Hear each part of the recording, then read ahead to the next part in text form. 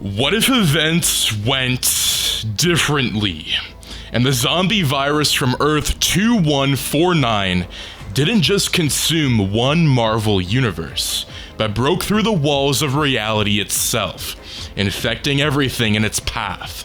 Welcome back, my fellow watchers of the multiverse.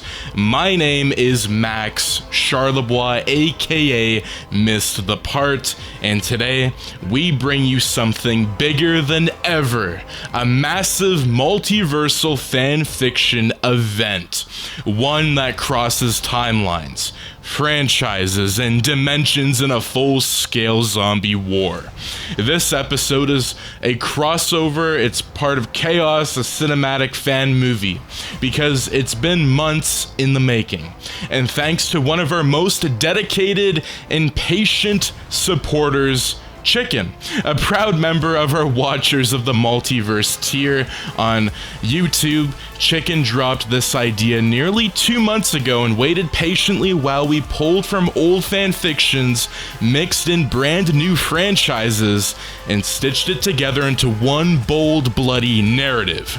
So Chicken, huge shout out and thank you for your support, your imagination, and your patience. So this one's for you. In Marvel Zombies vs. the Multiverse, we bring in the Spider-Man, Jedi, Xenomorphs, everybody from every universe is crossing over, and it's going to be absolutely phenomenal. Maybe even Shrek or Kevin McAllister might make an appearance. And to everybody watching, if you want to help shape these stories into something bigger, we've launched our brand new tiers on the YouTube page, the Watcher 5 tier and the monthly Watcher tier. We've got tons of new videos on the way, crossovers, continuations, and fan favorites are going to return, so stick around, get involved, and maybe your multiverse will be next. But that being said, grab some popcorn, hold your breath, and pray that your world survives this. What if Marvel Zombies versus the Multiverse? "Say hi to Gwen for me, will you?" Spider-Man said. And with that, he was teleported back to his timeline. The tear in the sky vanished behind him. Kane Riley, the man who once called himself Peter Parker, dropped from the rift with a grunt.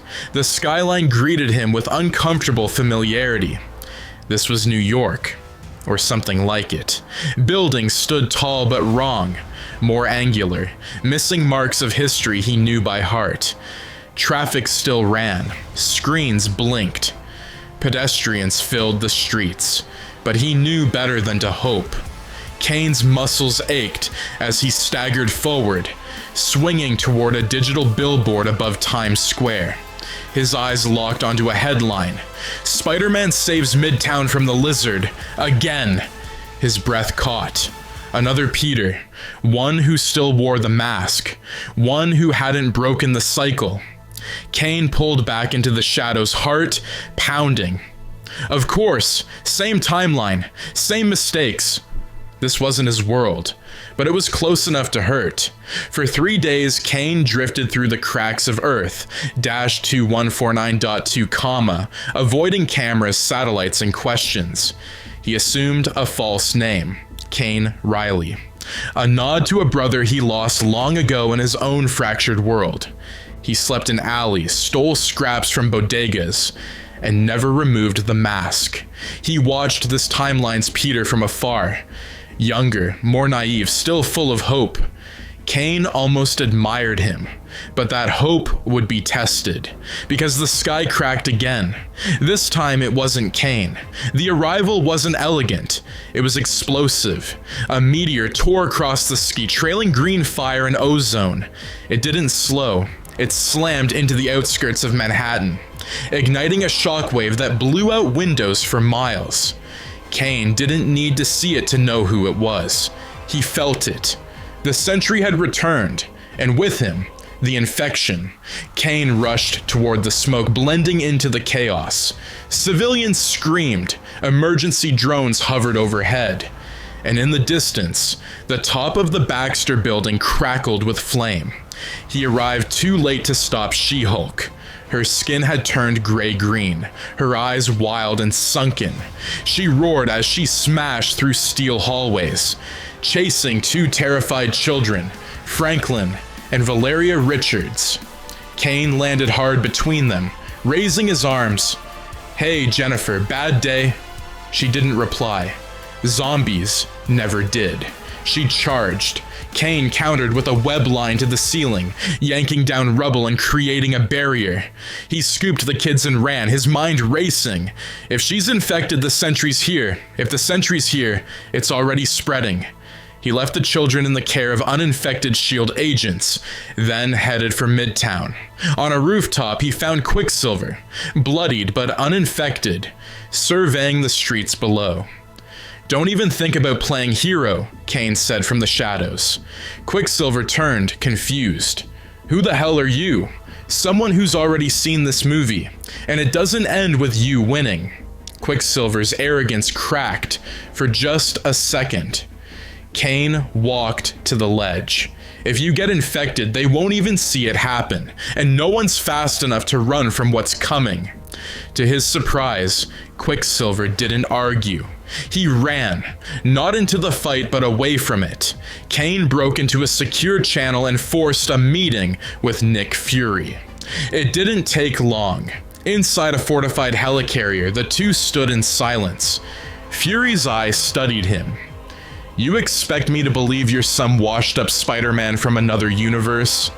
I expect you to believe I've watched this world die before, twice." Fury didn't blink. "Tell me everything." Fury continues to walk and gets handed a case. Kane stares at his torn, burned suit, and the black fog still lingers in his mind, the guilt heavier than the fabric. Nick Fury approaches with a containment case. "Fury, we pulled this from an old S.H.I.E.L.D. black site. Figured it matched your vibe. Inside is a new suit, the Raimi web pattern, but painted in the deep crimson and black tones of the superior Spider-Man. A symbolic hybrid of who Kane once was, and who he must now become." Kane nods. "Kane, feels like someone I almost became." Fury, "Now kid, now that we got you a new suit, we need to know every detail." Kane looked at the old Spider-Man costume and threw it away. He looked up and began telling Fury everything. About the multiversal jumps, about the hunger, the madness, the cycle, and about the Sentry. "We're already infected. Doom is your only chance." Fury leaned forward. "You think I haven't tried? Try harder." Kane stood once again on the rooftop where he arrived. The sun set behind the skyline, painting the clouds blood orange. Smoke still curled from distant fires. He could feel the hunger spreading. Round 3. Behind his mask, he almost smiled. "Let's see if we get it right this time." Night fell, but the fire never stopped. Across Manhattan, the infected spread like a fever. They weren't the shambling ghouls of old movies. They were intelligent, precise, coordinated. Zombie Hulk smashed through city blocks, his roar shaking the foundations of buildings. Iron Man, now hollow-eyed and twitching with hunger, zipped across the skyline. A crimson blur of death. Kane watched it unfold from a rooftop across from Stark Tower. He had tried to warn them. He watched as Tony Stark, fully suited, tried to fly civilians out, and didn't see Zombie Hawkeye perched behind him. The arrow hit his thruster. The fall didn't kill him. The bite did. "Reed's gone," Nick Fury growled through the comms. "Tony too. We're losing Avengers by the hour. Who's left that could turn this tide?" Kane didn't hesitate. "Victor Von Doom." Fury exhaled. "He'll never help us." Kane turned toward the Latvian embassy in Midtown. "He will. Because Doom doesn't share power, and this virus devours it." Kane entered Castle Doom under a flag of truce, escorted by Doombots with raised weapons. The throne room was cold metal and colder stairs. Dr. Doom stood tall at the far end, his armor humming with quiet menace. His eyes burned behind his mask. "You stand before doom," he said, voice like thunder, wrapped in silk. "Speak your truth or be reduced to ash." Kane removed his mask. "That's new," Doom muttered.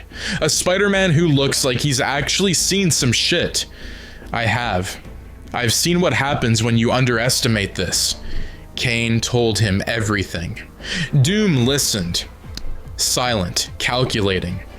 "I don't care about your multiverse," Doom finally said, "but I care deeply about mine." Doom entered the fight with terrifying precision. Within hours, magical sigils and technological field generators were placed along the East Coast, turning cities into containment barriers. The plan was to isolate the infected in the region, long enough to find a cure, or incinerate them. Fury assembled what remained of the Avengers Initiative, while Doom deployed Latverian enforcers in the streets. Shield helicarriers hovered like sharks above burning cities. Kane coordinated from the shadows, webbing infected heroes into frozen stasis cells before they could infect others. For a moment, just a flicker, it seemed like they might win. Hope shattered like glass. The skies cracked open again. A golden streak tore through the clouds. The zombie sentry, grotesque and mutating beyond recognition, descended like a meteor, roaring across the eastern seaboard. Whatever was human in him was gone. He slammed into the Brooklyn Bridge, leveling it instantly, then launched skyward, tearing apart helicarriers with sonic punches. The undead cheered. Their god had returned. Kane froze. He's stronger than before. Even Doom, watching through a holographic projection, said nothing. Kane and Fury met Doom inside the SHIELD bunker in DC, as seismic readings rose off the charts. "He's going to breach the perimeter," Fury barked. Doom turned toward Kane. "You spoke of sacrifice, now I show you mine." Without waiting for argument, Doom activated a portal and stepped into the heart of New York, face to face with the Sentry. The battle was apocalyptic.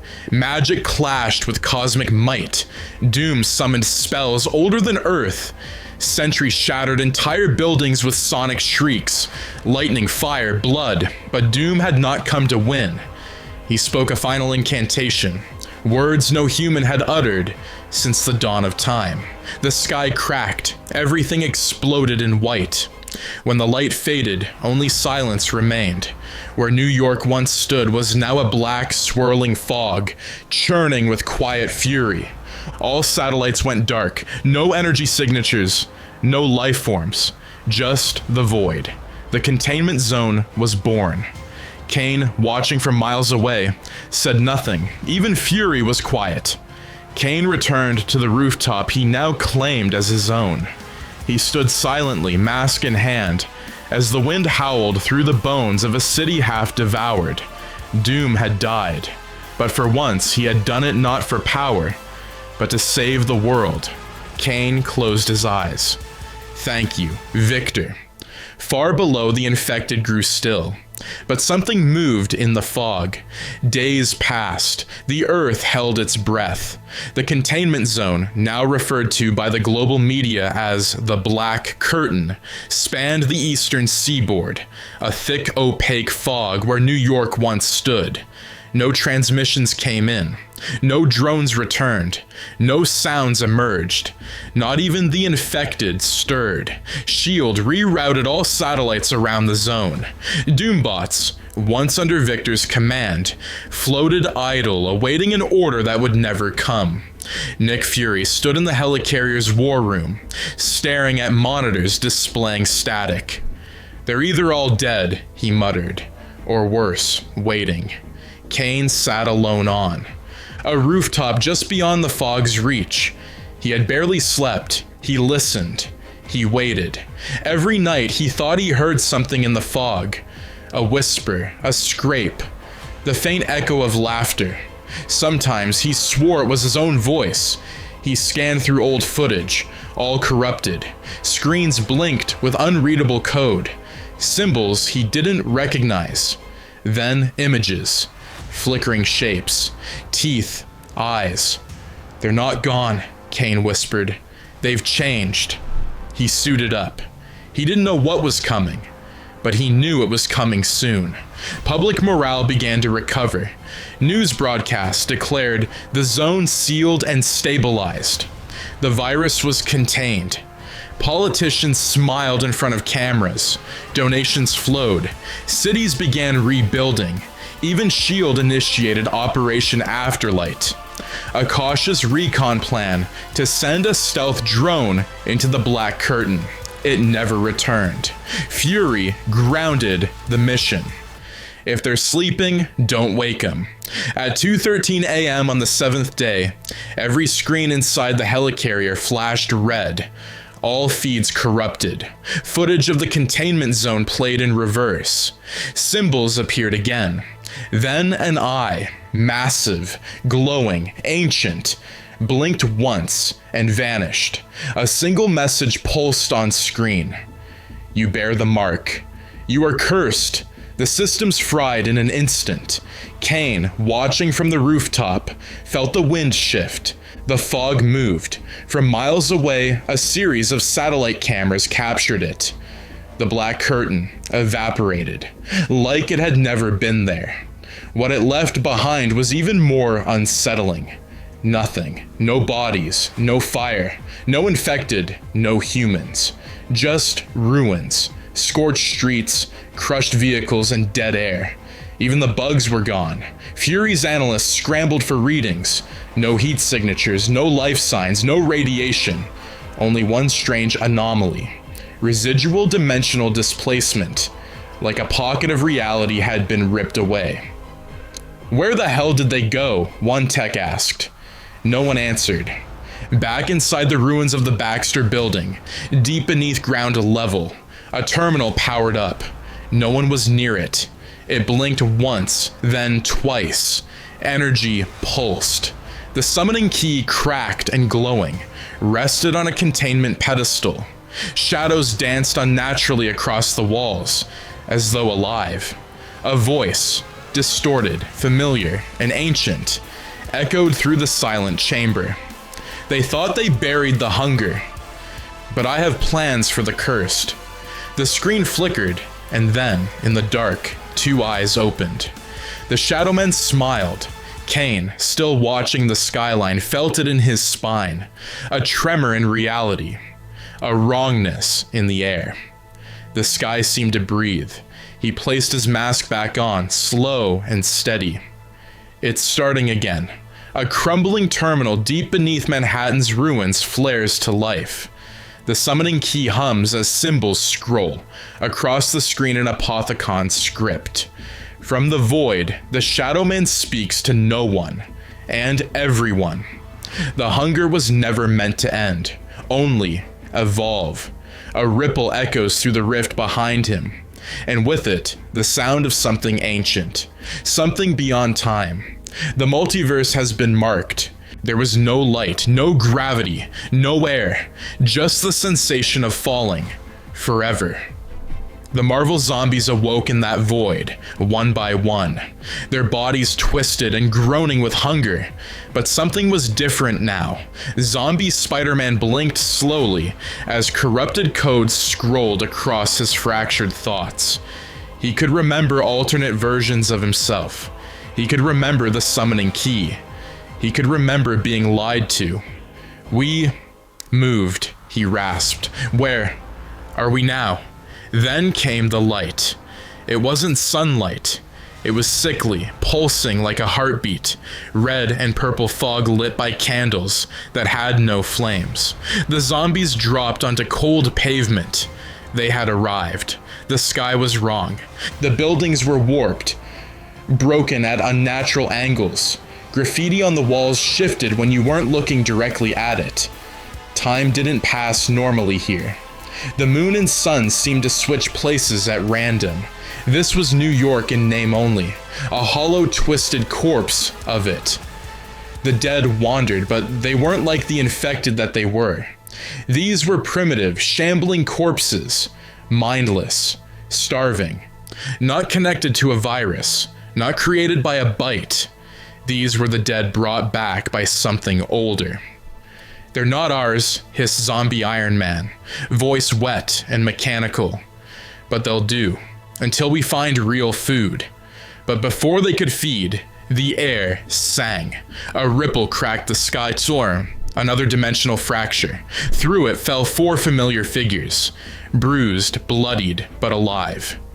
Kane Riley, still bearing his black-red armored suit. Nick Fury, clutching a stolen dimensional stabilizer. Magneto, his cloak tattered but eyes burning with resolve. Black Panther, wounded but alert, scanning the city like prey. They landed hard, weapons ready. Fury staggered upright. Great, another hellhole. Kane looked around, breathing hard. We're not alone. A whisper echoed through the air. Not spoken, but felt. Buildings pulsed with energy. Shadows moved against gravity. And then they saw him, floating above Times Square. Cloaked in energy was a figure made of pure darkness. His outline glitched, his voice slithered across time. You bear the mark. You are cursed, the Shadowman. Magneto growled. I've fought gods before. Fury raised his pistol. This one doesn't bleed. The Shadowman spoke in riddles, dangling knowledge before the survivors like bait. You summoned me. You brought me from the key. Now you will finish what you started. The survivors found themselves unknowingly activating sigils spread across the city. Symbols embedded in buildings. Relics hidden beneath subway stations. They thought they were disabling traps, but they were enabling the ritual. Each one sent power to the central spire, built atop the Empire State Building, now mutated into a tower of bone and metal. Kane realized too late. We're not fighting him. We're completing the summoning. Suddenly, the Apothicons began to manifest, massive, Lovecraftian monstrosities that bled energy and screamed in tongues not meant for ears. Even the Marvel zombies paused. They don't taste like anything, Zombie Cap whispered. They taste like death. With the city being swallowed by the Apothicon army, the line between the living and undead blurred. Kane stood face to face with zombie Spider-Man across a ruined street. You know this is bigger than both of us, Kane growled. Spider-Man twitched. We fight them, then we eat you. Kane smirked under his mask. Fair. Together, for the first time, the survivors and the infected turned their attention to the Shadowman's beasts. Magneto ripped entire bridges into spears. Black Panther led the charge on the Margwas. Kane and zombie Spider-Man webbed the spire with charged explosives. Even Zombie Hulk tore through Apothicon abominations with unrelenting fury. The ritual's heart beat faster. The Shadowman hovered above the spire, chanting in tongues older than the stars. But he underestimated the alliance. Fury gave the signal. Kane leapt into the air and webbed directly to the Shadowman, planting the last explosive device beneath his cloak of darkness. Say hi to Sentry for me. Boom, the tower imploded. The Shadowman screamed as the summoning key pulled him in like a vacuum, swallowing his corrupted essence. The Apothicons shrieked and vanished. The city fell still. As dust settled, the zombies stood silently in the aftermath, watching, twitching, waiting. Kane turned to Fury. They helped us. They'll want payment. Fury nodded grimly, but no one noticed the flicker of light near the ruins. A spark, a glimmer, and a silver glove picking up the summoning key. A figure stepped from the mist, humming to himself. Richthofen smiled. Oh, this'll be fun. The city was still. For the first time since the century's fall, the world wasn't burning. But it wasn't healing either. Kane sat on the steps of the shattered New York Public Library, watching the sky twitch with digital static. The Apothecons were gone. The Shadowman had been sealed again, but something about the summoning key still pulsed. It throbbed with unnatural heat in every timeline it touched. "It's not over," Kane muttered. "It never is." Across from him, Magneto hovered silently. Black Panther patched himself up with alien tech. Fury stared at the empty skyline. And the zombies? They were still there, watching, waiting, tense. They had helped save the city. They hadn't eaten yet. Down in the rubble, unnoticed, Richthofen laughed. The summoning key, cracked and smoldering, whispered to him in ancient tongues. It sang of hunger and death and power. So this is where it went to. Thank you and goodbye. He reached down and touched it. The world blinked. Richthofen vanished, gone between dimensions.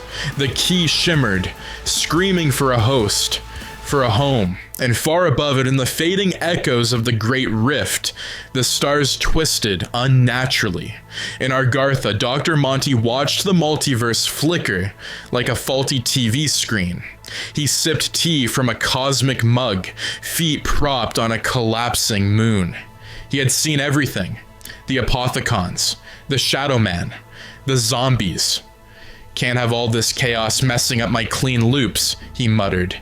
He turned to the Keepers, who stood beside him like statues of light. "Reset it. Clean the edges. We'll pretend none of this happened." A Keeper hesitated. "The zombies. Seal them away. Tell them their home is gone. That always works." Inside the fractured remains of reality, the zombies awoke. They had been pulled into a void, not their own. No Apothecons. No blood. Just light. Too much light. They twitched and howled. Their hunger returned full force. But something stopped them. A voice. Monty. Projected like a god through the multiverse, Monty appeared as a halo of light above them. "You've done well, in your own horrific way. But your world is gone. Ash, dust. You have nothing left." The zombies fell quiet. Even zombie Spider-Man froze, a flicker of what was once Peter Parker flickering behind milky eyes. "No home," he whispered. "Nowhere to return to." Monty smiled softly. "Not anymore." But Monty's lie had unintended consequences. The Shadowmen, though sealed, had not been alone inside the key. Fragments of the Marvel zombies had fused into the very fabric of the summoning key, twisted into its ethereal blood. As Keepers tried to lock it away, they failed. The key ruptured, dark energy poured through time, and the virus leaked out again, now mutated with cosmic essence. In moments, the balance broke, and as the events of Revelations unfolded, with Maxis and Monty attempting to restore the universe, they released the virus again. Only this time it came with purpose, with memory, with revenge. Monty saw the error. The Marvel zombies were not bound by their original rules. They remembered previous timelines, Spider-Verse, DC, Kevin, revenge. They weren't just infected anymore. They were witnesses. Monty gathered his power. A final judgment. He couldn't kill them. He couldn't control them. He could only remove them. "You don't belong in my multiverse." He spoke to Richthofen, who had just resealed the Shadowman. "Get them out." And with that, a ripple of energy erased the zombies from the timeline. No flare, no fanfare, just a violent, wrenching silence. Far across the stars, past shattered galaxies and forbidden planes, the Marvel zombies crashed into a new realm. Hard metal, gleaming towers, robotic drones hovering in the sky. A world unlike anything they'd ever known. They rose slowly, blinking under the new light, and then a sound. Zzz. A lightsaber ignited. In the shadows of a new cityscape, a hooded figure turned toward them. A Jedi. Then more. Coruscant. They had arrived. Again. Back on his collapsing moon, Monty sighed. A flickering image of Earth. 2149.2 shimmered behind him. Fully restored, safe, whole. He turned his back on it. They'll never know I lied. Let them believe it's gone. That's cleaner. And the key was sealed. Again, this time in someone else's hands. The Marvel zombies stood on a high platform overlooking a world buzzing with speeders, shining towers, and a city that reached the skies. Coruscant. It was unlike any realm they had devoured before.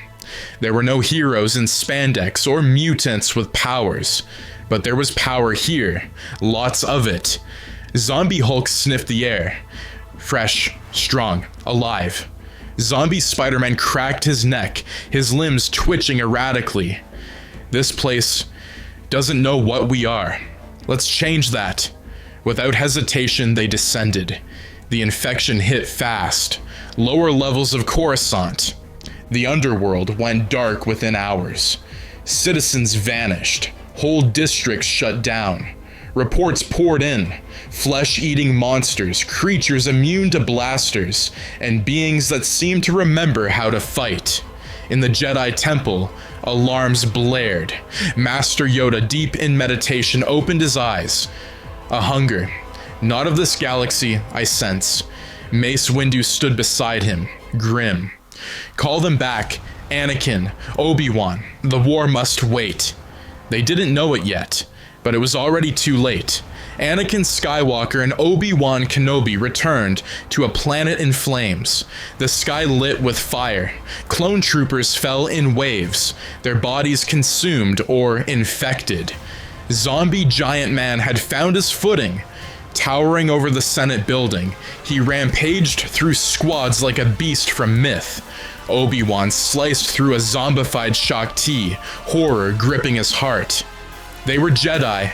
Anakin, overwhelmed with rage, leapt to meet Giant Man in midair. They clashed violently, but Giant Man, knowing the future, had a trap. He shrank in an instant and bit into Anakin's arm. While chaos bloomed across the planet, zombie Spider-Man made his way through the shadows, drawn to a unique presence in the Force. He found Palpatine. The Sith Lord was no stranger to horror, but what he saw in Spider-Man's broken form unnerved him. He unleashed a burst of dark energy, sending the creature flying, enough to convince the zombie that he had died. But Palpatine had burned his reserves. Weak and injured, he retreated into a hidden bunker, where he found two others hiding, Padme Amidala and Jar Jar Binks. You shouldn't have come here, he wheezed. None of them would leave the room alive. Infected Anakin wandered. Disoriented, wounded, starving. He found the bunker. He recognized the scent, and what followed was not a fight. It was a massacre. He tore through Palpatine's weakened form. Padme screamed. Jar Jar begged. The infection didn't hesitate. By the time Obi-Wan arrived, he found his brother, the Chosen One, devouring the love of his life. Obi-Wan fell to his knees. Anakin looked up, bloodied, broken, but smiling. The Jedi Council made one final stand. Yoda, Mace Windu, Plo Koon, and Captain Rex led a battalion to draw the infected toward an old hyperspace catapult. The plan: launch them into the far reaches of the galaxy, isolated and unreachable. They succeeded, but at a cost.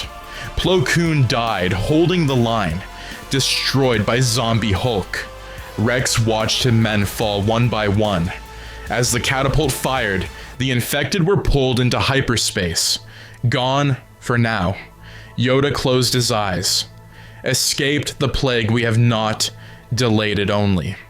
As Yoda and Windu watched from the temple balcony, a strange ship descended, not from space but from another timeline.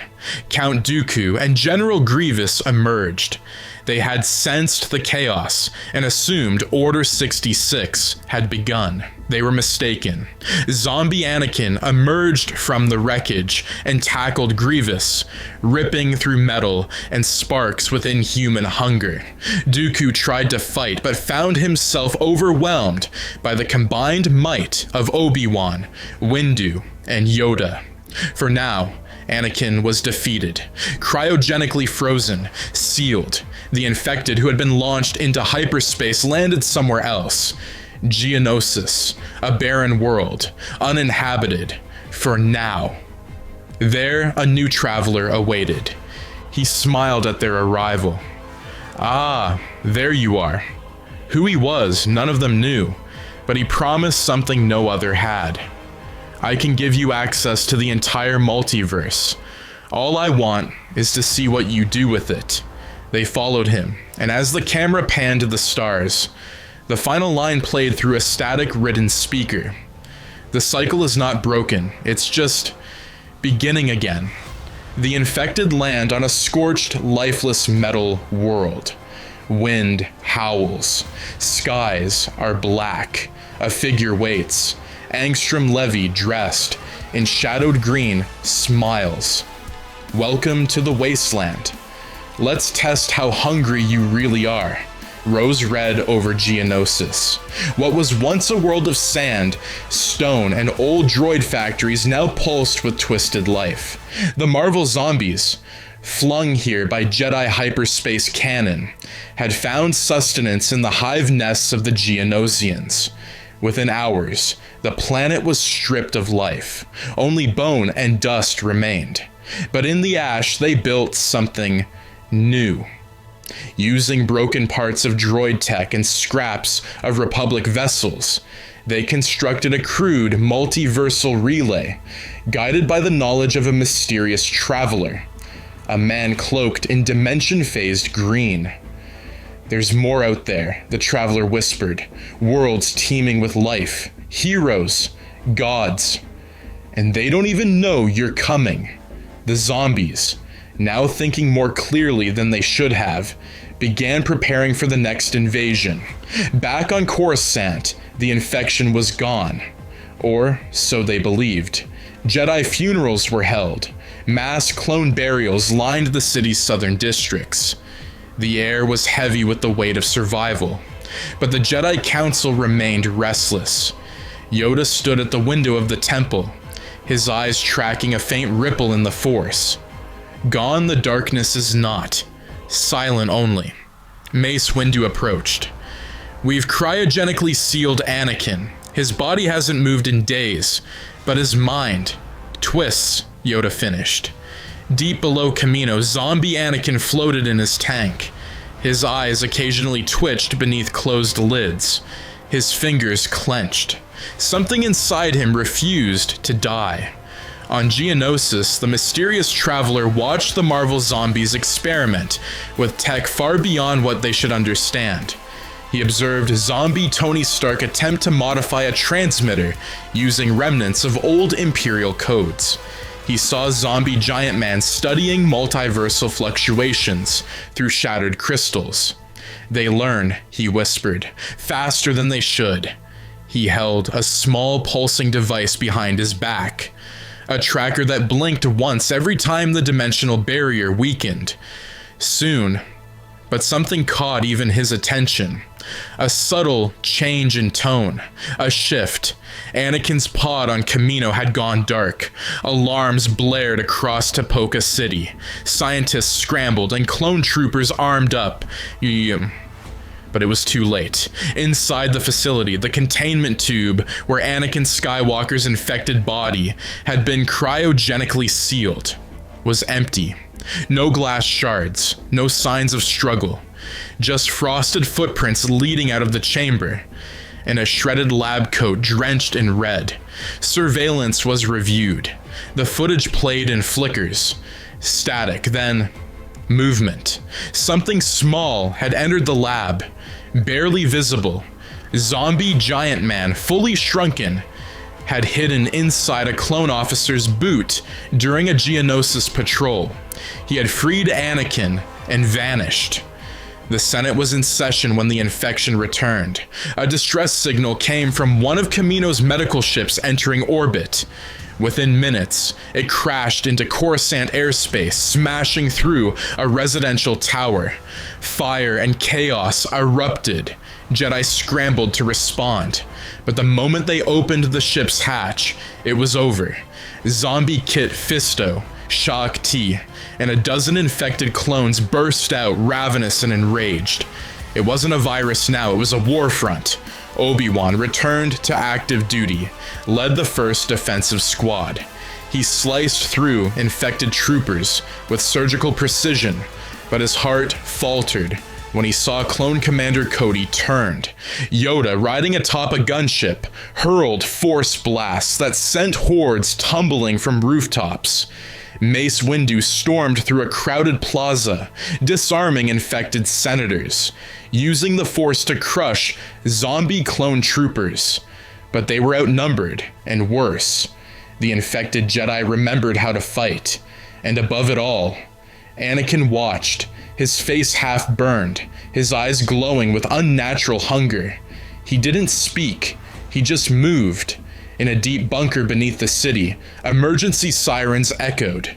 Palpatine, having survived his previous assault via decoy and deception, now clutched a second lightsaber.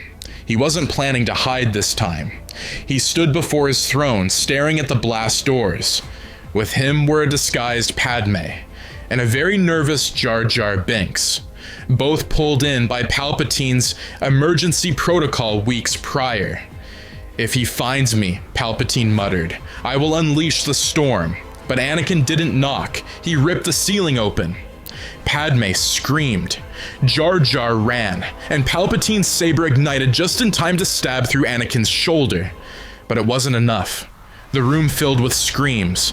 Then silence.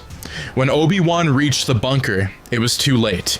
He walked through broken stone, crushed steel, and silence. In the center of the room, he found Padme's corpse curled in the corner, and beside it, Anakin, hunched over Palpatine's shredded robes, blood dripping from his chin. Anakin turned slowly. His voice, or what remained of it, rasped. She was warm. Obi-Wan broke. He attacked, but Anakin didn't fight back, not entirely. There was hesitation in his blade, remorse in his movements. Somewhere inside, Anakin Skywalker still saw his master, and maybe even himself. But the hunger was louder. Coruscant burned. The Jedi retreated to a defensive circle, and clone trooper legions fought their own brothers in the streets. Above the chaos, a hologram crackled to life in a Republic command center. "This is General Windu. Initiate order. Preservation. We've lost control." In the shadows, zombie Anakin slipped through an alleyway. He looked toward the sky and whispered, "I'm still hungry." The war table inside the Jedi Temple was quiet, not with peace, but with dread. The surviving Jedi Masters sat in a dimly lit chamber, surrounded by flickering holomaps. Dozens of systems had gone dark within hours. Medical outposts, clone reinforcement bases, even the Jedi archives on Obroa Sky gone.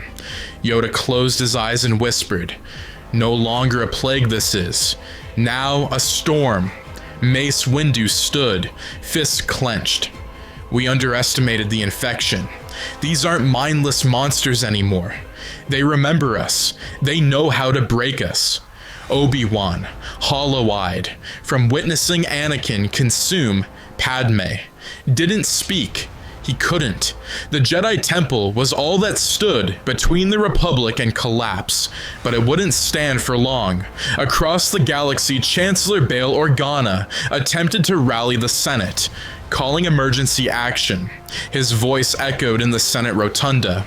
"We must evacuate major systems. The Jedi are holding the line on Coruscant, but we cannot assume it will last." Suddenly, the holo projector glitched. A new signal bled through. Before anyone could respond, a rupture tore open above Alderaan, flashing red and violet with unstable dimensional energy. From it, a flaming object dropped through the clouds like a meteor. It hit the moon first. The explosion was visible from the Senate. Bail Organa gasped. What in the Force was that? The screen flickered. Conquest appeared in full. His Viltrumite armor warped, his left arm cybernetic, crackling with multiversal energy. The infection had spread far beyond biology now. This was something evolved. What the Jedi and Senate didn't know was that Conquest had arrived here by accident, not by intention. Moments earlier on a distant Earth, in the Invincible Universe, he had been pulled through a dimensional rift created by Angstrom Levy's collapsing control network, sending him backward in time and across the multiverse. He was disoriented, corrupted, and hungry. Your heroes are weak, your gods are quiet, Conquest growled. Your hunger feeds us.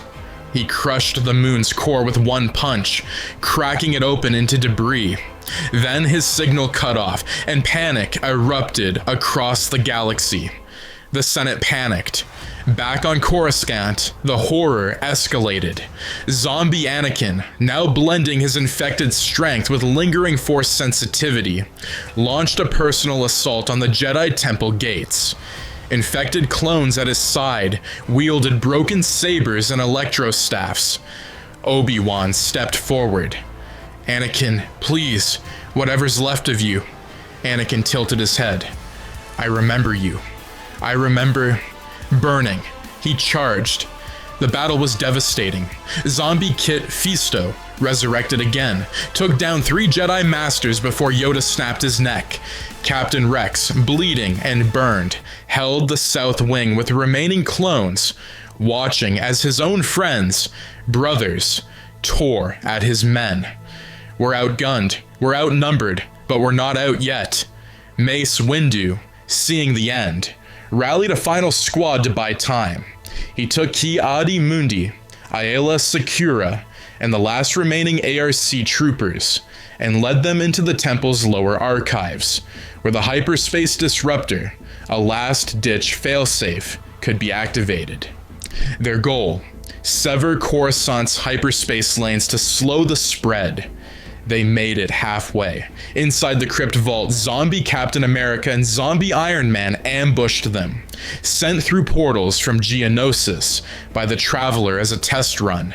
Ki-Adi Mundi gave his life, detonating a plasma bomb, incapacitating Iron Man for the time being. Windu, bloodied, activated the disruptor. The skies of Coruscant shimmered and cracked as hyperspace access was severed. All incoming and outgoing traffic froze. The Jedi had bought time, but not victory. In the inner sanctum, Yoda and Obi-Wan retreated to the final chamber, the Celestial Room, where relics of the Ancient Order were kept. There, Obi-Wan collapsed. He's gone. Anakin is gone. Everything is gone. Yoda placed a small hand on his shoulder. Even in endings, beginnings you may find. Suddenly, a massive claw of metal and flesh smashed through the ceiling. Zombie Hulk dropped in, roaring through the sanctum, with zombie Spider-Man clinging to the wall beside him. Yoda looked up, calm, ready. Leave or stay, but know this, here and you will. He leapt. The room exploded into chaos. Statues shattered. Spires collapsed. Force and flesh clashed like gods and monsters. Yoda fought with the fury of a dying age, but even he began to falter. With Coruscant's fall inevitable, a plan emerged. The Republic's last scientists aboard Kamino, with aid from now defecting Count Dooku, constructed massive stasis pods to trap and freeze any infected specimen left behind. General Grievous, now rebuilt as a mix of droid tech and Jedi scrap, led one final assault on Geonosis to delay the zombie advance. But even Grievous fell. His body was shredded and consumed. Only his head survived, kept in a floating case by Dooku. The Jedi managed to lure zombie Anakin, weakened from battle with Yoda, into one of the prototype pods. Clone Commander Rex activated the seal. Zombie Anakin screamed, not in hunger, but in rage. As the chamber froze his body mid-lunge, sabers impaled through the wall behind him. The Jedi had him, for now. With the temple lost and only a few survivors, Obi-Wan, Yoda, Dooku, and Rex among them, the group retreated to Liu Kang's timeline, guided there via coordinates left behind by an ancient force anomaly. Jarrus, watching from afar, had opened a portal before the Jedi's final defeat. This world cannot hold them, but ours might. Yoda looked back at Coruscant, crumbling and burning. Failed, we did not. Delayed, we have. That must be enough. Inside a blacked-out lab beneath Kamino, alarms blared. Monitors showed stasis pods, all intact, all except one. Anakin's pod was empty, and the words scrawled in blood across the wall were not in Basic. They were in Apothicon. The galaxy lay in ruins. Coruscant burned in silence, sealed off from hyperspace. Kamino's cloning center stood hollow and drenched in red light. The remaining Jedi, now fugitives, had vanished into legend. Across star charts, systems once governed by the Republic were blacked out, and yet the virus survived. On Mustafar, the embers glowed with no life left. But deep beneath the molten rivers, Spider-Man's blackened mask floated in a pool of ash, twitching. On Hoth, where no one expected life, a single cryogenic tube lay exposed to the cold winds, cracked, and on Geonosis the infection thrived. The traveler's work was not over. Inside a hidden chamber on Kamino, an emergency lockdown triggered a breach. The stasis pod containing zombie Anakin Skywalker hissed open. He didn't roar, he simply stood, more scarred than ever, both physically and spiritually. His skin rotting, his eyes half force, half void. He was no longer entirely zombie. He was something else, a being held together not just by hunger, but hatred, of the Jedi, of hope. Anakin stepped out of the chamber barefoot, the water beneath him rippling unnaturally. Behind him, a control panel displayed a flickering name. Subject reawakening detected. Reanimation 100%. Elsewhere, in the metallic wasteland beyond known galaxies, the other zombies, Giant Man, Iron Man, Hulk, Spider-Man, and others, stood before a massive digital wall lined with dimensional rifts. Each screen showed a different universe, some familiar, some horrifying. And in front of them, Angstrom Levy. No longer just a traveler, now a curator of devastation. I gave you Geonosis. You consumed it. I gave you Kamino. You escaped it. Now, I offer you everything. Zombie Spider-Man stepped forward. Why? Angstrom smiled. Because I hate heroes. Because I want the worlds that thought they were immune to finally choke. He lifted a hand. A rip in reality formed before them. Blue, swirling, unstable. Through it, they saw familiar red skies, but unfamiliar buildings. A symbol flashed in the sky. A lightning bolt inside a yellow circle. Welcome to my world, Levy said. The portal widened. A roar, a vacuum, and raw dimensional pressure pulled the zombies forward. They didn't hesitate. One by one, they stepped through. Their shapes distorted, their hunger intensified, their forms evolved, merging their infection with Angstrom's multiversal energy. Each of them now bore traces of past timelines. Spider-Man's webbing now pulsed with Force energy. Hulk's roars echoed with the rumble of Sentry's power, and Iron Man's armor flickered with corrupted Kaminoan biotech. They were no longer just undead. They were cursed anomalies, or what aberrations Monty had failed to erase. They landed hard. The wind howled. Streets. It was Conquest. His Viltrumite armor twisted and corrupted, now fully infected, stretched for miles. The air smelled young, naive, heroic. A newscaster spoke over a nearby monitor. Reports of Guardian deaths remain unconfirmed. Omni-Man has not returned from space. Mark Grayson, aka Invincible, has declined to comment. The monitor was crushed under the foot of Zombie Hulk. Moments later, a teenager walking his dog in a quiet neighborhood heard something. A thud. He turned around. Behind him stood Zombie Giant Man, smiling, as half a child's toy hung from his jaw. "I don't know this world," he whispered, "but I like it." Back in the wasteland, Levy closed the portal and turned away. He opened a private rift, a small chamber glowing gold, and walked inside. Inside were thousands of worlds, cataloged and marked. Earth 2149, Earth 2012, Earth 616, Tesseract files, Apothecon relics, the summoning key, and in the center, a tiny box labeled Home, Earth 2149.2, Restored. He stared at it for a long time. "They don't know Monty lied to them," he muttered. "But when they find out," he smiled darkly, "that'll be the fun part." On Camino, alarms continued to blare. Zombie Anakin stepped out onto the landing pad as a lone escape ship, left behind by clone defectors, fired up. He entered it alone. He didn't speak, but as the ship ascended and faded into the stars, he whispered into the control console. "I remember her name now. Padme."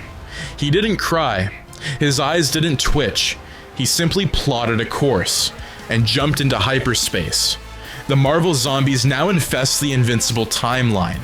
Zombie Conquest, Zombie Monster Girl, and more will rise. But something deeper is happening.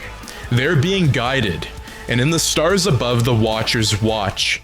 Uatu closes his eyes and speaks to no one. This was not supposed to happen. The virus is learning. Mark Grayson, bleeding, gasping, falls from the clouds, his father's voice echoing in his head. Suddenly, a hand grabs his throat midair. Zombie Spider-Man. "You're strong. Let's see how strong your bones are." The sky was a sickly green. Metal storms raged across the scorched plains. Towers of rusted machines stood like skeletal monuments to forgotten civilizations. Here, in the interdimensional wasteland, the Marvel zombies limped through the wreckage, starving. Zombie Spider-Man led the group, gaunt, but still eerily aware. His eyes twitched toward every moving shadow. Zombie Hulk followed, dragging a crater-sized footprint behind him. Zombie Iron Man, armor fused with bone, sparked with failing repulsors. They had eaten gods, but now there was nothing left. "We're gonna rot," Giant Man hissed, licking dry lips. Not dead, not fed, just forgotten. From the horizon came a ripple in space, and with it, a voice. "I wouldn't say that." Angstrom Levy emerged from a bending rift in reality, calm as ever, his hands clasped behind his back. The zombies snarled instinctively, Hulk charging first. Levy didn't flinch. With a flick of his hand, Hulk was teleported 5 miles away, landing face first into a steel cliff. The thunderous impact sent birds scattering, and Hulk's rage echoing across the wasteland. "You're not gods," Levy said. "You're viruses. Beautiful, terrible viruses." He paced before them like a zookeeper among beasts. "And I am a gate." He showed them a projection, a glowing sphere hovering in midair.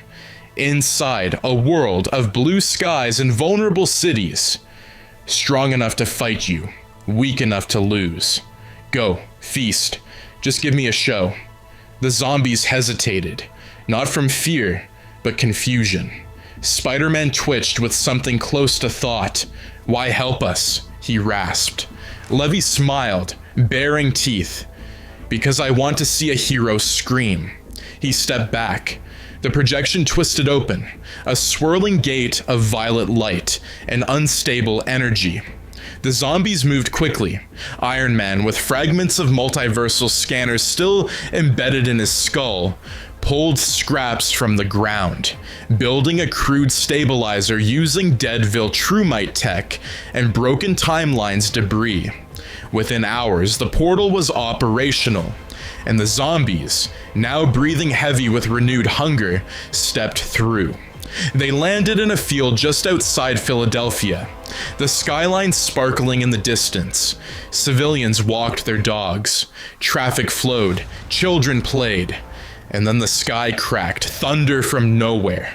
Zombie Giant Man stomped through a playground. Iron Man flew overhead, disrupting air traffic systems.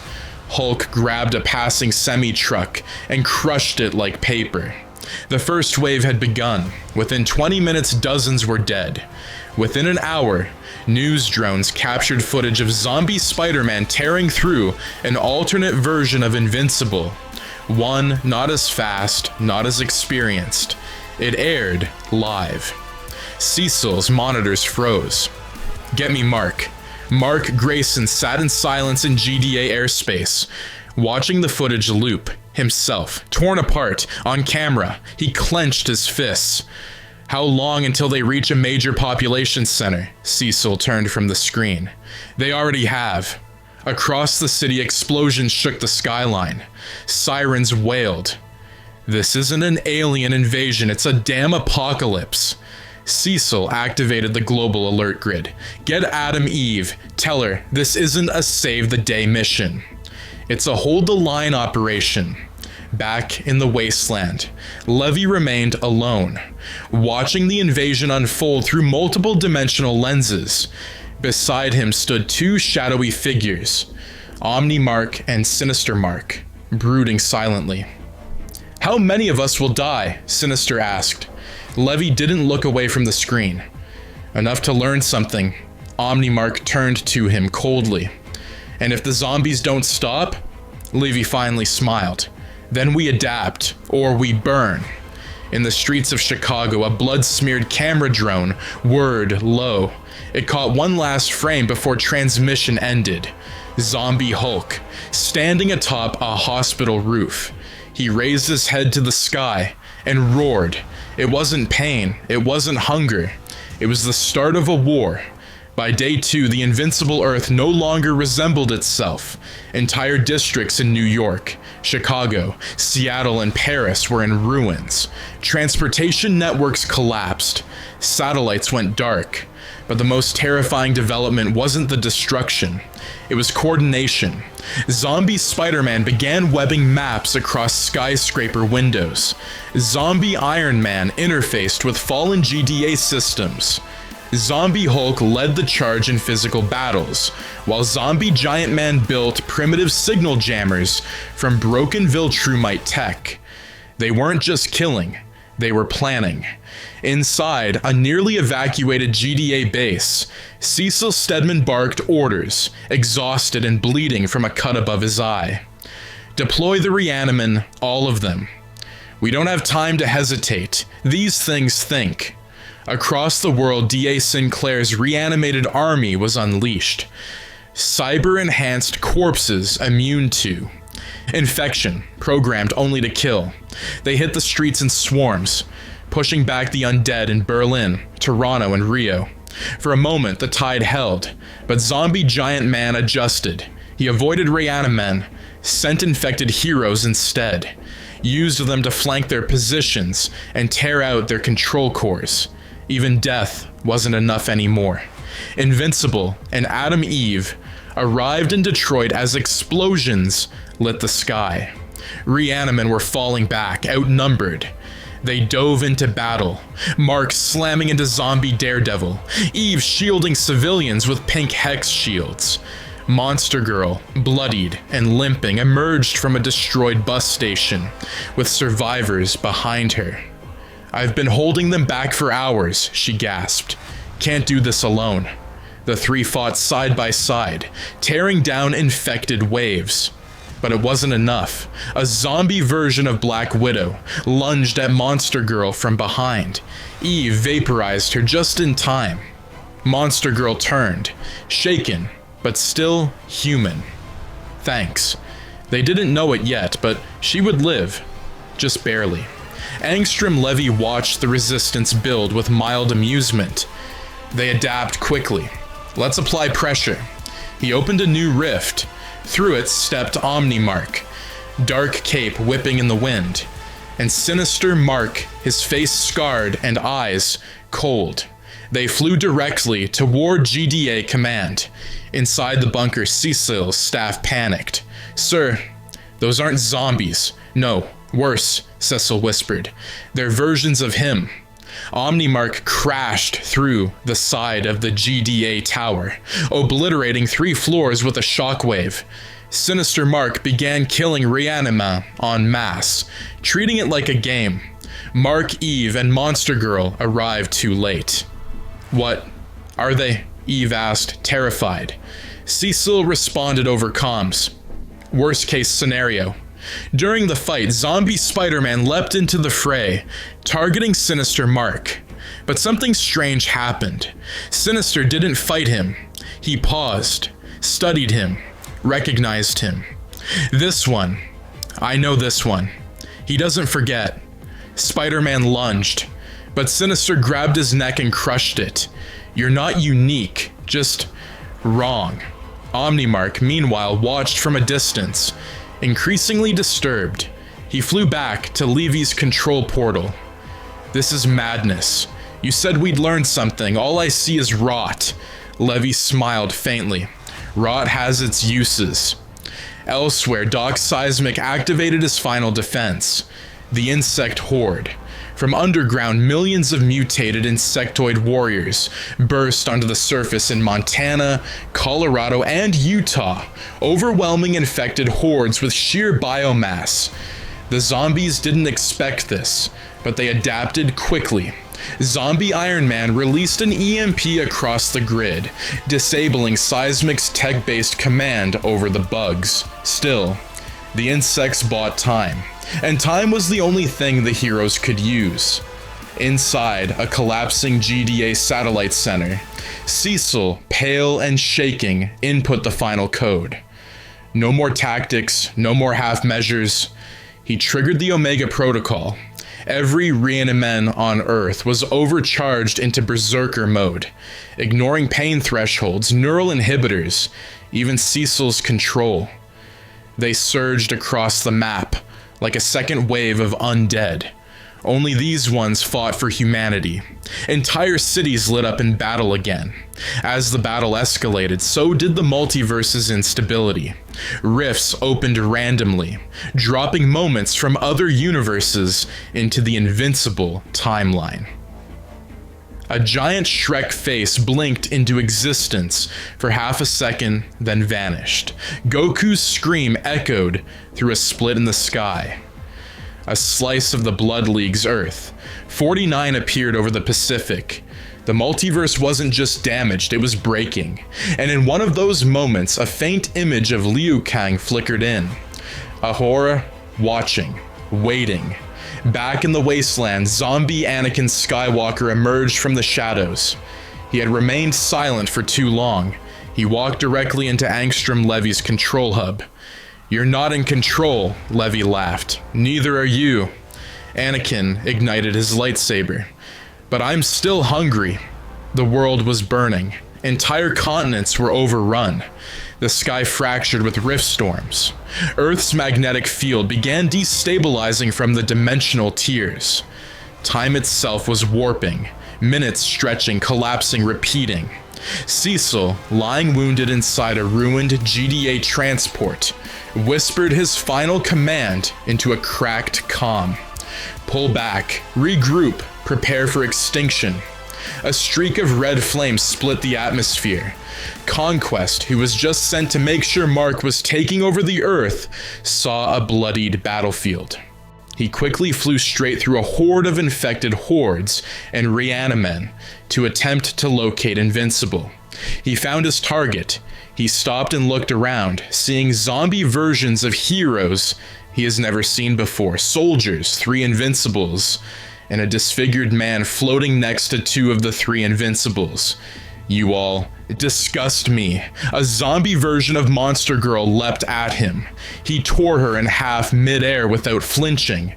Then he turned and saw Mark. You are the one I am here for. Mark hovered, exhausted, but stood tall. We need to fight them together. Or what? Conquest sneered. You'll resist. Please resist. But he didn't leave. He stayed. Giant Man quickly took advantage of Conquest not paying attention and bit his arm off. Conquest quickly fell to the ground infected, but not fully turned, unconscious. At the core of the outbreak, Zombie Hulk had changed. His body now pulsed with unnatural veins, strands of multiversal energy coursing through him. The infection had chosen him as its hive core. He no longer roared, he commanded. The infected turned toward him like drones. He raised a fist, and they marched. A final wave surged across Earth, bent on wiping out the last resistance zones. Inside his collapsing command nexus, Angstrom Levy screamed. This was supposed to be controlled. Monitors shattered, portals buckled, and in the reflection of the console, he saw the burned, cracked mask of zombie Anakin. Anakin ignited his saber, crimson with decay. You open the doors. Now you close them. Anakin didn't slash. He touched the saber to Levy's chest and let him burn from the inside out. As Levy died, every portal he opened snapped shut or destabilized, pushing the zombies closer to multiversal exile. Invincible, Adam Eve, Rex Splode, and Omnimark, now free from Levy's manipulation, launched a final offensive against Zombie Hulk's hive army. Reanimen raged at max capacity, sacrificing themselves in droves. Rex Splode, beaten and scarred, blew himself up near Zombie Iron Man, ending him by detonating his own body. Omnimark, conflicted, helped obliterate Giant Man by flying him into orbit and detonating a GDA failsafe device, dying in the explosion. Mark pushed forward, racing through the crumbling battlefield toward Hulk. But before he could reach him, from above, through fire, wind, and lightning, came the Immortal. He had been rebuilt, repaired by surviving GDA techs using cybernetic enhancements, and he came back angry. You're not taking my planet. He slammed into Zombie Hulk, cracking the Earth's crust. They fought like titans, but Hulk was changing faster now, growing more grotesque. Covered in spikes and energy tendrils. Immortal, realizing he couldn't win, grabbed Hulk and flew him straight into orbit. And then he detonated the Omnicore bomb built into his new chest. A light engulfed the sky. Both were gone. But Conquest's story didn't end. As the light faded, his half-burned body was found by a squad of GDA reanimen who had traced his heat signature. They dragged him through rubble into a subterranean outpost where D.A. Sinclair and a group of scientists tried to stabilize his failing vitals. With his left arm fully torn off and his Viltrumite biology weakening under the virus's progression, Sinclair replaced the limb with a cybernetic augment capable of resisting both infection and gravitational disruption. Just as they prepared to run further tests, one of Angstrom Levy's remaining dimensional tiers, unstable and pulsing from his dying interference, cracked through the base's containment wall. Sinclair shouted, "It's going critical. We have to evacuate." Conquest was pulled in before anyone could react, vanishing in a cascade of violet and red light. Time warped as the anomaly collapsed behind him. No one knew where he'd gone, but far across the multiverse and back in time, a fiery object streaked toward Coruscant. The sky split by screaming alarms and disoriented Jedi. Conquest had re-entered the timeline, unknowingly dragged backward into the Star Wars universe, already infected and unknowingly carrying the hunger with him. Zombie Spider-Man, still acting independently, stalked the ruins of GDA HQ. He had always been different, the memory of Peter still flickering behind the rot. He stopped at a shattered photo. Mark, Eve, Rex, and the old Guardians.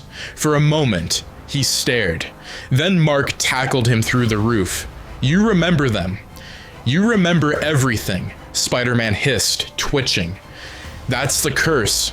They fought brutally, trading hits across the remains of the base. In the end, Mark shattered Spider-Man's skull against concrete, collapsing in exhaustion beside the corpse. As the final battle ended, the sky tore open one last time. Dimensional collapse had begun. Earth began sinking into itself, buildings folding like paper. Cecil, bleeding out in a bunker, transmitted his final message. "To whoever finds this Earth is gone. But the virus may not be. Watch the rifts." As rifts opened beneath the remaining zombies, dozens of them, they were pulled downward by unseen energy. Zombie Anakin, half crippled, dragged by chains of force energy, remnants of infected clones, hulking monsters, and corrupted versions of past heroes, all vanished into the portals, yanked into the void. Only Mark, Eve, Titan, and the surviving resistance remained. And then, above them, a rift opened. Liu Kang appeared. "Come, your Earth is dying. Mine will shelter you." Kane Riley, Nick Fury, Magneto, Obi-Wan, and the others who survived the earlier multiverse crossings leapt into Liu Kang's realm. Mark looked down at his ruined Earth. He clenched his fists, then turned, and followed the rest through the rift. Earth invincible shattered behind them. The Marvel zombies awaken in the middle of a perfect cityscape. It's quiet, no chaos. Birds chirp, sunlight pierces glass towers, and people walk in slow, peaceful rhythm. Zombie Spider-Man looks around, twitching. The silence unnerves him. Zombie Iron Man checks his internal systems. No supers detected, no resistance. Either we won, or this place never stood a chance. Giant Man lumbers toward a crowd of civilians. They stare, confused. Some scream, some freeze. The feast begins again, but as they devour, the ground shakes. Skyscrapers tremble, not from attack, but from deep below. In orbit above, an ancient satellite network reactivates, each satellite pulsing with red light. A forgotten AI protocol stirs to life. Final transmission, containment breach detected. Earth. 2012 is revealed to be a planetary failsafe, built to collapse if ever contaminated by multiversal infection. "This isn't a home," Zombie Iron Man growls. "It's a trap." Below, tectonic plates shift, volcanoes simmer, and rifts in time and space pulse under oceans. The zombies don't stop eating, but they begin to panic. A green ripple cuts through the skyline, a portal forged by magic and science. Kane Riley swings out of it. His suit is tattered, now deep red and black. He lands on a rooftop, eyes narrowed, overlooking the carnage below.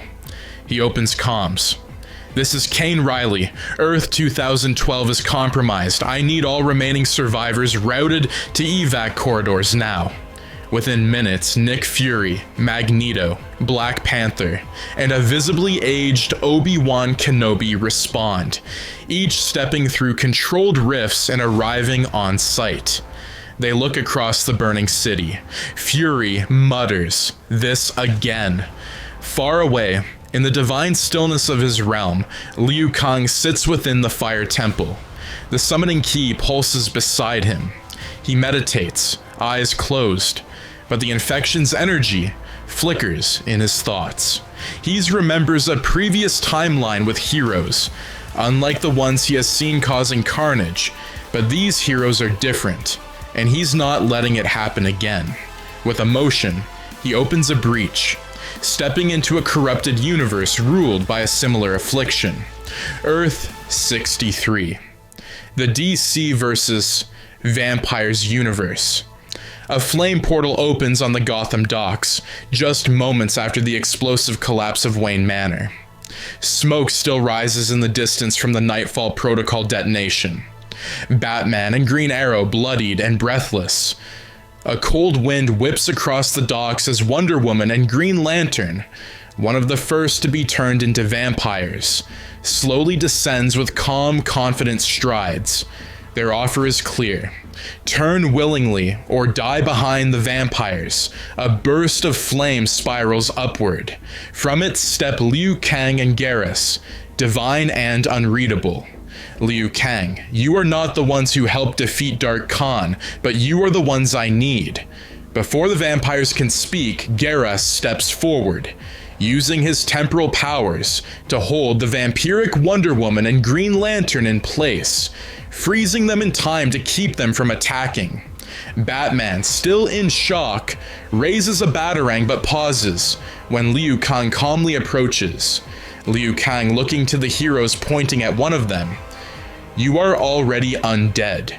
The virus cannot corrupt you, only consume you, but your curse may be our only weapon. Suddenly, Nightwing steps forward, silent. Liu Kang, sensing Nightwing was different.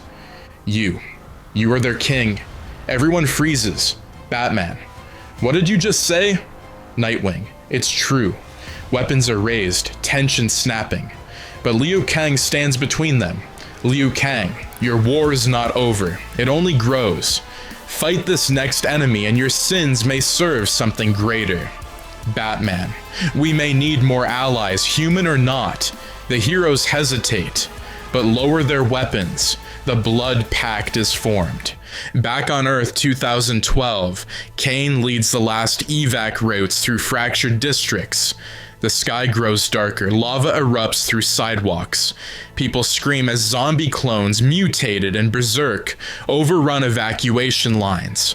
Magneto lifts entire trains as bridges. Obi-Wan holds the line with telekinetic blasts. Black Panther slashes through undead mobs.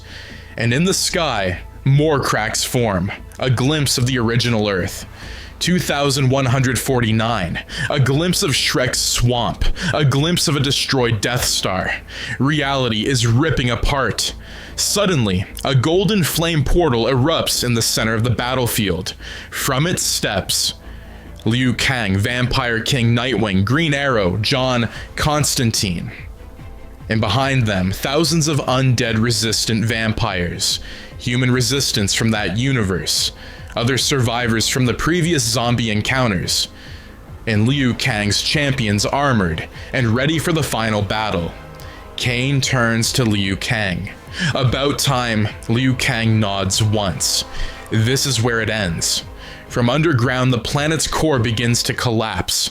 The skies turn red. Satellites fall. The zombie infection spreads rapidly across regions, all while the Earth eats itself. The failsafe has locked in. There is no saving Earth. 2012, only stopping the zombies before they infect another world. Kane, Liu Kang, and the others gather atop a skyscraper. What's the plan? Fury asks. Liu Kang opens a map of the stars. Fractured timelines blinking like dying embers. We hold them here, or the multiverse dies. Earth 2012 begins to fold in on itself. The sky cracks like shattering glass. Cosmic fractures open midair, revealing brief flashes of alternate timelines. Sonic racing through a burning green hill zone before the rip seals. Shrek shielding Donkey from zombies. A Dragon Ball energy blast zipping through open void. Kevin screaming as he is being chased by Jason in Manhattan. Darth Vader watches as a crack opens in the skip of the Golden Gate Bridge. as he continues to fight alongside the mob of the dead crew. Each tear screams. Each second stretches thin. In Times Square, now a command base, Kane Riley, Liu Kang, and the newly arrived vampire forces coordinate Earth's last stand. Obi-Wan stares at a glowing fault line in the sky. This isn't just Earth-breaking, it's everything. The sky darkens into obsidian. An ancient hum echoes from nowhere. The summoning key in Liu Kang's possession pulses violently. He's still inside, Liu Kang mutters. A tear rips open above the battlefield. Descending through flame and void comes the Shadowman, fused with corrupted Apothicon energy and the residue of Marvel's zombie hunger. His form is a living virus. Tendrils of shadow, skulls of consumed timelines swirling around him. I didn't understand the zombies at first, but now I do, he growls. I am hungry. Without hesitation, Liu Kang launches upward. He and Shadowman collide in a god-tier brawl. Light against abyss, flame against entropy. Their battle shatters rift walls, crashing them through timelines. They interrupt Ben 10 right as he is about to transform. They knock a Star Wars Rebel X-Wing off course during an alternate battle of Yavin. They clash in the middle of a branched timeline, the scenario where Kevin fought the Marvel zombies. A brief echo of that showdown visible before it dissolves. It takes a god to fight a god, Liu Kang shouts as the Shadowman tries to unmake him. The battle ends when Liu Kang slams the summoning key into the Shadowman's chest and seals him again, but at a cost. Geras appears, grabbing the key and sacrificing himself to pull Shadowman and the infection back into a collapsing void space. Geras vanishes. On the ground, chaos reigns. Magneto and Black Panther hold off a wave of undead clone troopers. Nick Fury, now missing an arm, rallies vampire forces through crumbling buildings.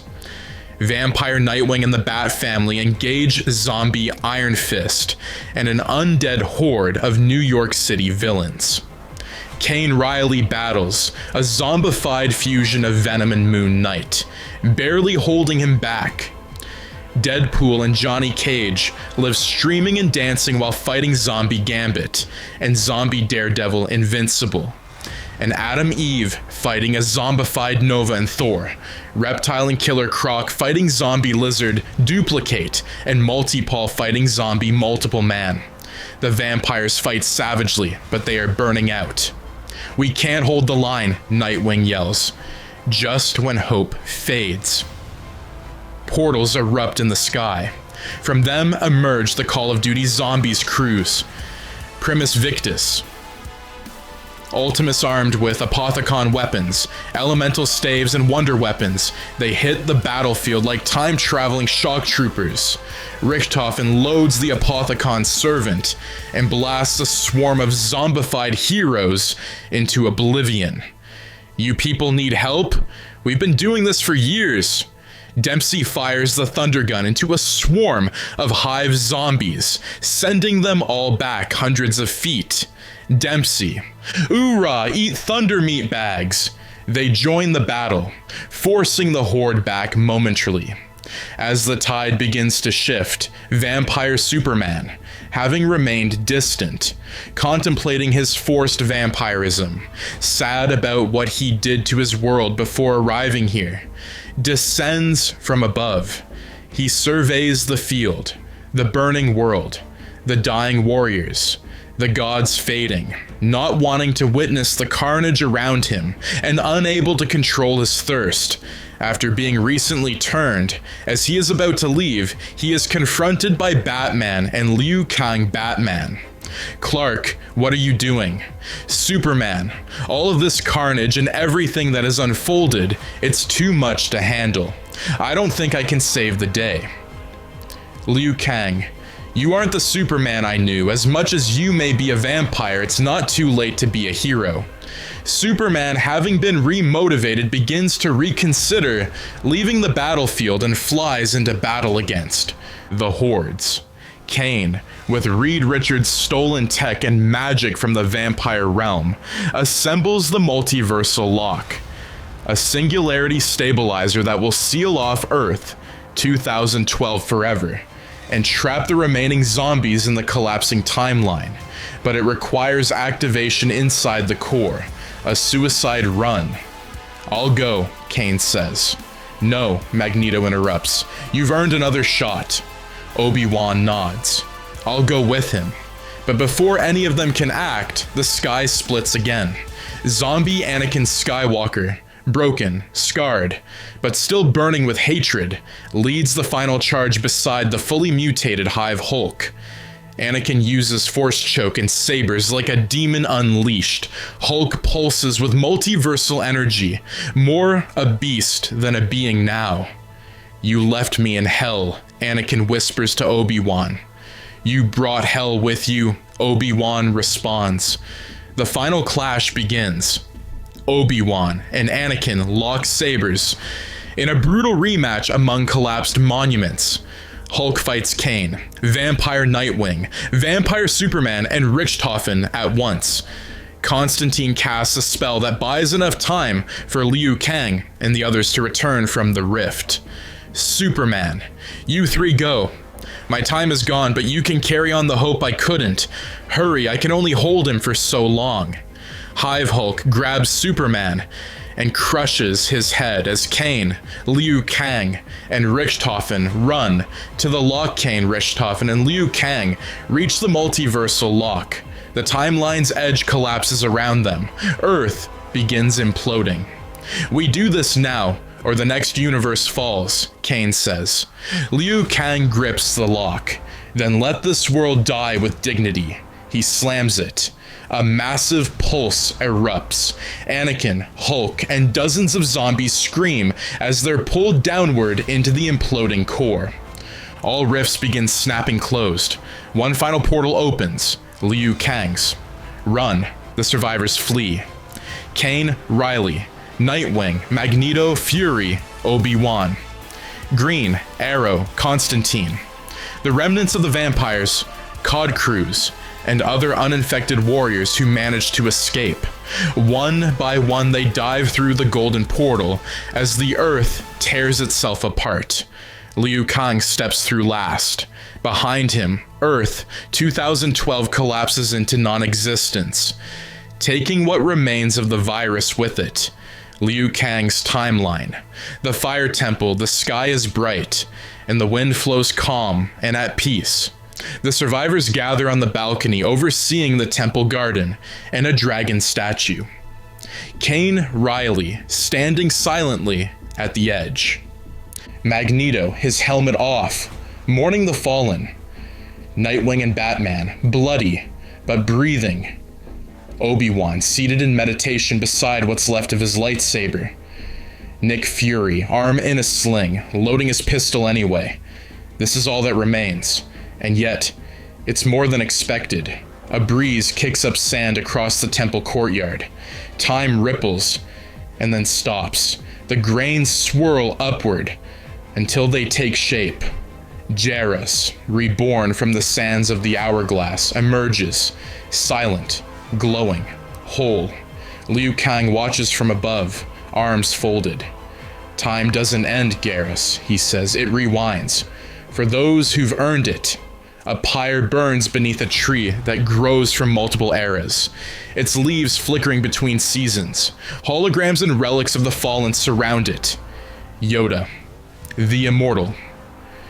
Takeo, Superman, Omnimark. Many more who gave their lives to protect the Multiverse. Kane stands alone, holding a scorched piece of Spider-Man's mask. He tosses it into the flame. He remembered everything, even after he turned. That's what scared me the most. Inside the fire temple, Liu Kang, Jairus, and the remaining defenders stand around a golden map, one that pulses with surviving fragments of the multiverse. Some realities are dim, Some are already gone, but others still flicker. This was never about zombies, Liu Kang says. It was about decay, how easy it spreads when no one resists.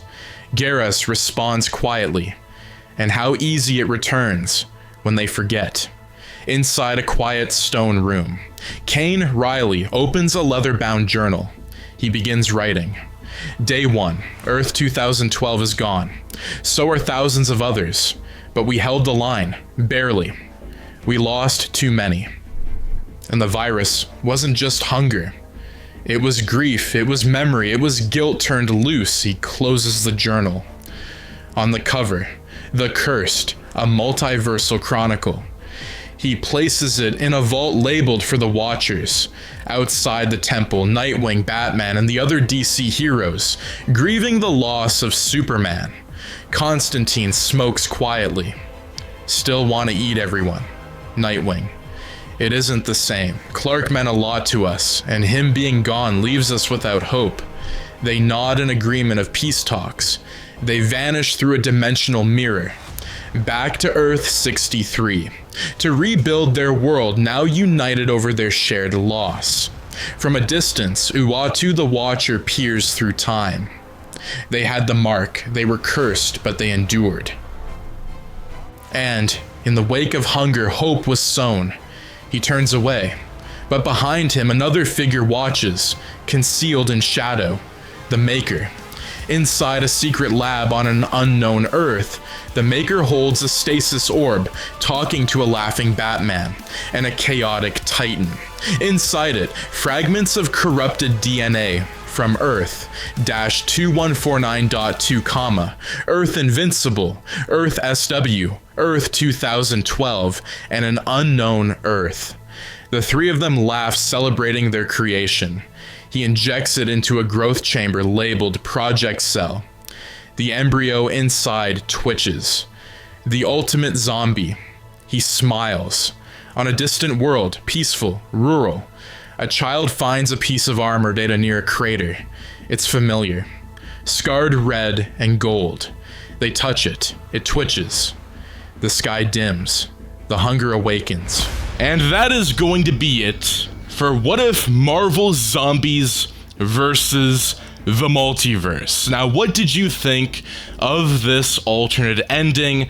There was tons of different twists and turns, and if you guys don't know, the very beginning, the Kane version of Spider-Man is actually the version from Marvel Zombies Revenge. So for those who don't know, we did this big giant multiverse storyline with past fan fictions. So if you haven't seen any of the past ones, maybe you're new here, I would highly recommend to check it out, but we wanted to make something for everybody, just something fun, and the Marvel Zombies are really cool characters. I love the Marvel Zombies of Earth 2149. It's probably my favorite franchise within the Marvel comic books, even though a lot of the stories are a lot, well, they're rated R, right? But I mean, for what it is, I really do love it. So again, Chicken, thank you so much for giving me the opportunity to work with you on this video. And again, if you guys want to become a member on the channel, I would highly recommend checking out the Watcher of the Multiverse tier, or the Watcher 5, or even the monthly Watcher tier. So that being said, again, thank you guys so very, very much for your support. It goes a long way, and I can't thank you guys enough. And again, Chicken, thank you so very much for your patience and waiting for this particular video. But again, if you guys are new around here, do make sure to subscribe, like, share, and turn those notifications on so you and your friends are all up to date with the latest content. But that being said, thank you so much for tuning in, and I will see you in the next episode. Take care and have a wonderful day. Peace out.